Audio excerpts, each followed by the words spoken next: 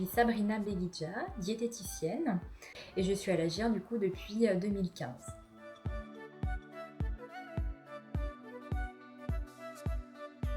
La dénutrition, grosso modo, c'est un état en fait pathologique qui résulte en fait entre un besoin nutritionnel accru qui ne va pas être compensé par les apports. Les critères vont être définis souvent par une perte de poids, donc une perte de poids de 5% en un mois, de 10% en 6 mois. C'est aussi un IMC qui va être inférieur à 18,5 kg par mètre carré. Mais c'est un indicateur en tout cas que j'aime pas forcément aborder parce que bien souvent on se dit qu'un patient obèse ne peut pas être dénutri. Et or c'est faux, puisqu'un patient par exemple qui peut faire 100 kg et qui mesure 1m60 a un IMC du coup élevé, à 39, et s'il perd 20 kg par exemple en un mois, il aura déjà perdu 20% de son poids, et qui correspond du coup aux critères de la dénutrition.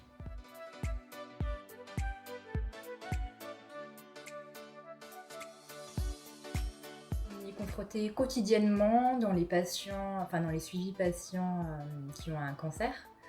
qui sont sous traitement, radio, chimiothérapie, et également les patients jeunes, donc les enfants qui sont nés prématurément, qui ont plus ou moins des troubles de l'oralité et qui présentent une cassure dans la courbe staturo-pondérale. Donc nous on va les suivre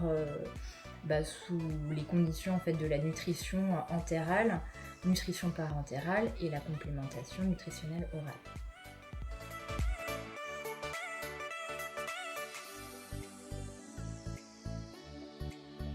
Dans certains milieux hospitaliers, notamment dans des services de cancérologie,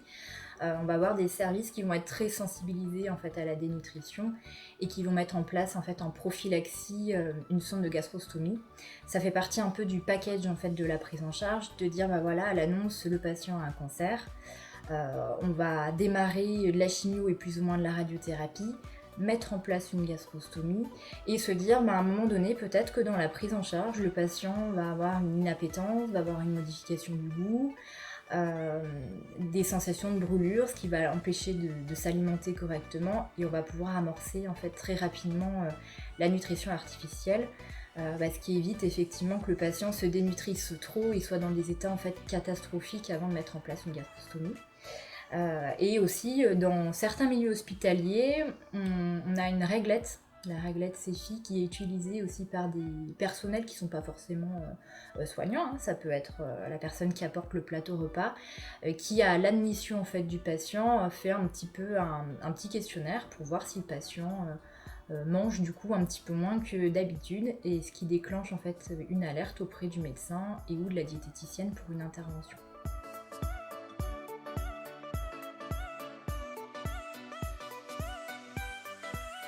Ce que nous oblige en tout cas la sécurité sociale, c'est de faire des suivis pour les patients qui sont sous nutrition entérale en fait uniquement. Donc ça va être des suivis qui vont être faits une fois par trimestre. Et bien souvent ça peut être trop long en fait ces délais-là. Après à notre propre initiative et aussi avec l'accord de nos responsables, on va pouvoir faire des suivis un peu plus rapprochés pour ces patients en nutrition entérale et essayer d'aller sur des prises en charge autres comme les compléments alimentaires, la nutrition parentérale, et justement veiller à ce que les apports alimentaires soient suffisants, solliciter notre assistante sociale du coup si besoin en tout cas de mettre les services de portage à domicile et vraiment être au plus près du patient pour pouvoir alerter le médecin en cas de souci.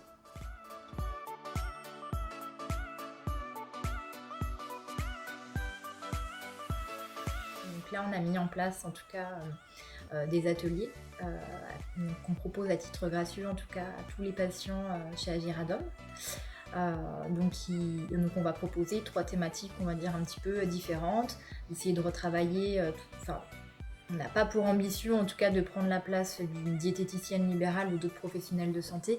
mais on se dit il y a beaucoup de manquements et c'est toujours une petite pierre en tout cas qu'on met à l'édifice, et ça permet aux patients justement de retravailler sur peut-être les sensations alimentaires, les sensations un petit peu physiques, sur comprendre que le stress aussi a un impact sur l'alimentation, d'essayer d'un petit peu déjouer tout ça et comprendre les mécanismes, et un petit peu aussi sur les idées reçues sur l'alimentation.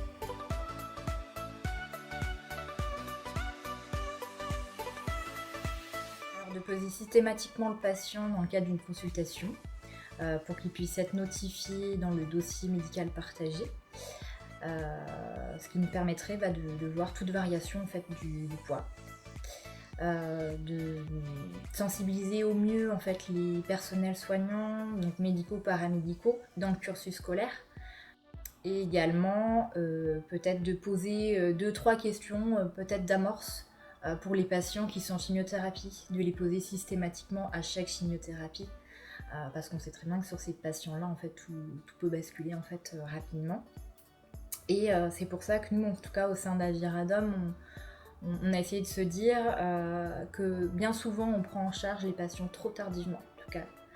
et qu'on aimerait bien effectivement intervenir dès l'amorce en fait de la chimiothérapie et surveiller en fait au plus près des patients justement pour pouvoir surveiller leur poids, l'évolution des ingestats et rapidement mettre en place des conseils alimentaires, mise en place de complémentation nutritionnelle orale et ainsi de suite si besoin.